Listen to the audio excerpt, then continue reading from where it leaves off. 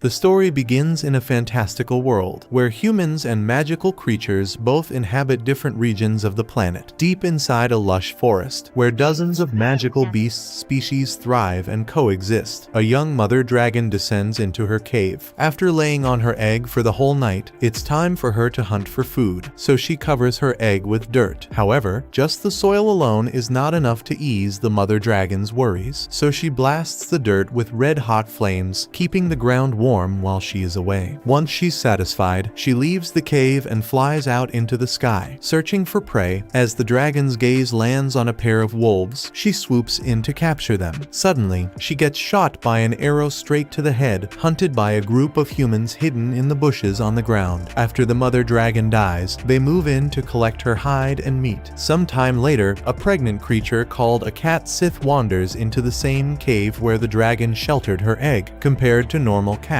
the cat Siths are an intelligent race that can think smartly and use magic. As this mother cat notices the cave's peaceful environment, she settles inside to give birth. A short while later, her kittens are born, and the warmth of their lively bodies seeps into the egg buried underneath the ground. This causes the baby dragon to finally hatch from its shell, and the tiny creature pokes its confused head out of the ground. Concerned, the mother cat immediately notices and pulls out the baby dragon. Exposed to the cold air of the cave, the tiny dragon starts shivering. Seeing this, the mother cat sniffs its body a few times, and she decides that it's a completely harmless creature. Then, with a heart full of compassion, she allows the dragon to nurse from her with her own babies. Since magical creatures aren't limited by normal boundaries, it's normal for them to sometimes raise children from other species. Watching the baby dragon snuggle with her children, the mother cat wonders just what kind of fantastical beast it will grow up to become. A few days later, once the babies are able to move around, the mother cat starts teaching them to hunt. She shows them how to stalk the prey from a hiding spot and how to ambush them successfully. Aside from physical hunting, the mother cat also teaches her children how to use lightning magic, since cat Siths are capable of using magic spells. The baby dragon tries to copy its siblings, but it's unable to cast the lightning spell due to the difference in their talents. Then, it flaps its small wings to lift its own body off the ground, which leaves everyone impressed. Instead of lightning bolts, the baby dragon tries to use a fireball, which sadly misfires and blows it away instead. Still, the dragon quickly recovers from its failure after some encouragement from its mom and siblings. Suddenly, the mother cat detects a hostile presence nearby, and she orders all her children to remain silent. Although the kids obey, they quietly ask her why she's so afraid of these new creatures. The mom cat explains that these creatures are humans who come from a nearby kingdom. Since the forest houses plenty of weak monster species, these humans have named it the Novice Forest, and they send their beginners here to gain experience. After finishing her explanation, the mother cat warns her babies that humans can either be very kind or very cruel, depending on the individual. Also, she tells them that humans can be powerful enough to kill giant bears, and they also hunt the cat Siths as prey for materials. Since these humans are so dangerous, she warns her kittens to avoid them at all costs. Hearing her stern warning, all the kids memorize the scent of humans and make a mental note to avoid them in the future. A few days later, a bright purple glow erupts from the forest, coming from a sudden summoning circle. The target of this summoning is the mother cat, who realizes that the nearby humans are trying to summon her. As the kids watch in confusion, she realizes this is goodbye. She begins to gently guide them with her last words, reminding her children to stick together if they ever face danger in the forest. Although she is confident they can survive with their own skills, she informs her children that she has had many other offspring in the forest who will readily help them if they ever need it. Then, after wishing all of her children a long, healthy life, the mother cat finally disappears and the summoning circle closes in front of the devastated children. Years later, after the cats have grown up, they leave their original cave to venture out and begin their lives as adults. Only the baby dragon, who has now grown into a handsome beast, stays behind in the place where his mother first raised him. Although the dragon can survive on his own, he feels lonely without the company of his siblings, who have been with him all these years. After some time, one of the dragon's cat sisters returns home with her husband. She introduces him to her dragon brother, who happily welcomes them both into the cave. Later, the sister cat gives birth to her kittens, and the dragon takes it upon himself to raise them. He teaches them all to hide and hunt mice just like a cat, and warns them to stay away from humans anytime they see them. The little kittens agree and accept all of their uncle's lessons, and once they grow up as well, they all leave the cave to begin their lives in the forest. Sometime later, a strange female cat walks over to the dragon's cave. Although she is a new cat, the dragon recognizes the scent of one of his brothers on her. It turns out that this female cat is one of his brother's daughters and needs shelter as she is heavily pregnant. She explains to the dragon that her father had told her to seek refuge with her uncle if she ever needed it, which is why she is now visiting him. Hearing that his siblings still remember and trust him while living their lives far away in the forest, the dragon tears up with joy, and he immediately allows the young cat to rest in his cave. Over the years, the dragon continues to grow bigger and stronger, and he gains the ability to converse with natural spirits. During one of their chats, he finally learns that he's actually a different species from the cat Siths. The disappointed dragon explains this to his cat relatives, but none of them care. Instead, they smile at him just like before, so he forgets his worries and continues to teach them. One day, as the dragon peacefully flies over the forest, he spots some humans with a massive pile of dead cats, hunted for nothing but their pelts. The dragon bursts into a rage and burns the humans alive. After destroying the humans, the dragon asks the spirits if they hunt cats for food. They explain that humans only hunt cats for their fur, which causes the dragon to get even angrier since he thinks a creature should not be killed unless it's for food or survival. In his childhood, the dragon was too weak to protect everyone. Now, things are different as he holds the immense power of a dragon's body, alongside the destructive capabilities of spirit magic. The dragon decides it's had enough of the humans' cruelty, and it flies over to the nearest kingdom to warn them. As the humans notice the giant dragon in their land, he announces in a dominant tone that he has killed the adventurers who murdered the innocent cats. He warns the rest of the humans that they will suffer the same fate if they don't stop attacking the cats without reason, but the humans refuse to listen to his words. Instead, they call all their mages and attack the dragon with lightning spells. Because humans cannot use pure spirit magic, their spells are incredibly weak and ineffective against the powerful dragon. The dragon grows furious at their rebellion, and he starts burning the entire kingdom with his flames. In his rage, he thinks that all humans deserve to die, but then he spots the weak commoners, as well as an innocent young girl crying helplessly on the ground. The girl also has a pet cat, who bravely tries to defend her from the dragon. Seeing one of his own relatives so close to a human, the dragon's heart is moved, and he decides to forgive them for the sake of their kind people. However, he does not leave them without a warning, saying that if the humans kill another cat without the need for food or self-defense, he will follow up on his previous punishments. Years after the dragon rampage, a new prince has grown up in the human kingdom. Unfortunately, this prince has a pitiful magic talent, so the entire royal family is worried for his future. The prince himself knows about his shortcomings, so he sneaks out of his room at night, trying to practice magic on his own. After he fails multiple attempts, a cat appears by his side. The prince looks towards the cat, who gives him comfort at this tough moment. Then, he tries again, and this time, he successfully burns a leaf with the power of his magic. The prince celebrates his victory, but he notices that the cat is also cheering. Since cats are not allowed in the palace, the prince figures that this cat snuck in here at night. However, he also knows that the kingdom is supposed to leave all cats alone and return them to the forest to avoid the dragon's anger. He asks the cat if it can find its way back to the forest, so it nods and leaves. The next night, the prince sneaks out again, wondering if the cat will show up as well. Though he's disappointed at first, the prince quickly finds the cat waiting for him. From that day, the cat starts supporting him in his magic learning journey, to the point where the prince learns how to talk with it. One day, as the prince shares food with a cat, an elder from the palace quietly watches them from a distance. He reports it to the king, who immediately summons the prince for a chat. After making sure that the prince is not mistreating the cat, the king allows him to remain friends with it, thinking that the dragon won't get mad without a reason. Before the elder can voice his protest, an alert startles everyone as the legendary dragon appears once more in the kingdom. The terrified people wonder if their end has come, but the dragon only sits and looks around for a certain someone. Soon, the cat walks out of the palace and begins talking with the dragon. It tells the dragon that it wants to teach magic to the young prince, but he refuses, thinking it's too dangerous to hand over over such a powerful magic to the unpredictable human race. However, the cat reassures him that the prince is his friend, and soon enough, the young boy runs out to meet the dragon. As the cat introduces the prince to him, the dragon recalls the familiar scene of the small cat protecting a young girl all those years ago. This softens his heart, so he agrees to discuss things with the human king. The cat smiles and thanks him, and soon, he uses a shape-shifting magic to achieve a cat form as well. In his cat form, the dragon walks into the king's chambers. The king humbly greets him as the imperial dragon, and the dragon grudgingly admits that the little prince has somehow won over his cat relative, since the cat wants to teach him magic. The dragon offers to let him stay as long as the king agrees. Hearing this, the king is shocked, since the magic used by the dragon is the strongest and most secret magic in the world. However, the dragon doesn't care for it nearly as much, explaining that anyone can learn it by talking to natural spirits. Still, the king knows that spirit magic is powerful enough to literally change the world's power balance in his kingdom's favor. He begins to thank the imperial dragon in a respectful manner, but the dragon thinks he's being too pretentious, and instead tells him to call it the cat dragon. Hearing this, the king smiles and quickly agrees. From that day, the young prince learns the secret spirit magic from the forest cat, and he passes it forward to other humans. As the years go by, whenever a king has a child, the forest cats visit the castle to befriend the new prince and teach him magic. In time, humans begin protecting the forest cats, while the cats continue sharing their precious magic with them in return. Meanwhile, the dragon continues to live in his old home, teaching magic to his descendants in the same protective way he has done all these years. While the dragon story had been going on, the mother cat was facing a challenge of her own after getting summoned by the humans. Unaware of all the dangers her children would experience, she gets summoned by a young magic student called Anne Rasa. As the confused cat appears from her magic circle, the little girl gets terrified, hoping that she won't get attacked. Her teacher is pleasantly surprised, and he tells Anne to show the mother cat around while he handles the other students. Clearly, the terrified girl doesn't want to be alone with a strange beast, but she accepts her teacher's instructions anyway. After the mother cat follows Anne to a private room, she learns that she was summoned as her familiar. Usually, it takes mages at least a few days to summon a monster, so Anne feels scared that she did something wrong by summoning one in a short time. Watching her nervous expressions, the mother cat notes that this young girl is extremely insecure despite being talented. Her heart melts at the sight of her cute face, and she decides to raise her as another one of her own children. In any case, her other children have become adults, so she doesn't mind leaving them in the forest for a while. She asks Anne for her name, and the girl responds without thinking. Realizing that the cat just spoke to her, she passes out from shock. Afterward, Anne takes the rest of her classes at school before following the mother cat for magic practice. She takes the girl to a training ground to demonstrate her magic abilities. Anne obeys and uses an ice shard spell, but her wand only produces a tiny ice pellet. Still, she feels proud that she successfully used an attack. Unfortunately, the mother cat thinks she just made her a snack, so she starts chewing on the ice. Seeing her hard work treated like a toy, Anne starts blushing beet red from embarrassment. The mother cat finally realizes how much guidance she needs, so she demonstrates a lightning spell to help her learn. Anne doesn't feel confident since she has never used a lightning spell before. To help her, the mother cat uses the spell a few more times. Anne takes note of her technique, and then she focuses hard. To her surprise, her wand actually produces a small spark. While she's overjoyed by her success, the mother cat explains that she can increase her power by chanting the spell's name. She takes her advice and chants the spell's name, which creates a powerful lightning bolt that shoots into the training wall. The happiness from this achievement causes Anne to tear up in joy. Unfortunately, happiness is often short-lived, so she has to wake up early the next day to practice again. Every day, the mother cat forces Anne to use her spells again and again. She does this because mana is like stamina, so a person can increase their mana by depleting it with spells and letting it recover gradually. After a while of training the lightning spell, the mother cat asks Anne to try her ice spell again. She tries, but fails miserably again, so the mother cat tells her she's got a long way to go. At lunch, Anne's classmates are shocked to see her eat like she's been starving. In the past, the timid girl never ate more than a few bites, but now she needs the energy to replenish her depleted mana. In class, the mother cat joins Anne, so a student asks the professor professor if she's allowed to be there. The professor explains that he's given the cat special permission to stay, since she's well behaved and helps him with monster research. A girl behind Anne praises her talented familiar, and she admits that the mother cat is truly special. Afterward, the students head out for physical training, so the mother cat leaves the school to hunt. Although there are no common rats in the area, she finds a magic species called gem rats. The gems on these rats' foreheads contain concentrated mana, which makes a great snack for the cat. Later, after Anne comes back from her classes, the mother cat makes her train her magic again. Exhausted from her classes, the poor girl is unable to concentrate at all, so the mother cat tells her to go home and rest. Later that night, she helps Anne's professor with his monster research. He asks her how long the cat siths raise their young, so she admits that they wean off their kids much earlier than other monsters. Hearing this, the professor is surprised, so the mother cat explains that she has raised other monster species as well. Among them, she has raised many strange creatures like the winged dragon, which she cannot identify. However, most of the other creatures grew way slower than her cats, so she had to leave them before they had fully grown up. Interested by her stories, the teacher asks where she originally lived, and learns that she's from the Novice Forest. He tells the mother cat that the people of his kingdom are very familiar with the forest, since they use it as a training ground. After a short while, their discussion ends, and the mother cat leaves. The next day, she is forced to take a bath by Anne. For some reason, Anne turns into a wizarding monster in the shower, drowning the poor mother cat in hot water. The mother cat feels depressed. Anne reminds her that it's necessary to stay clean if she wants to keep attending her classes. Aside from magic training, the mother cat also accompanies Anne in the library, where she helps her study magic.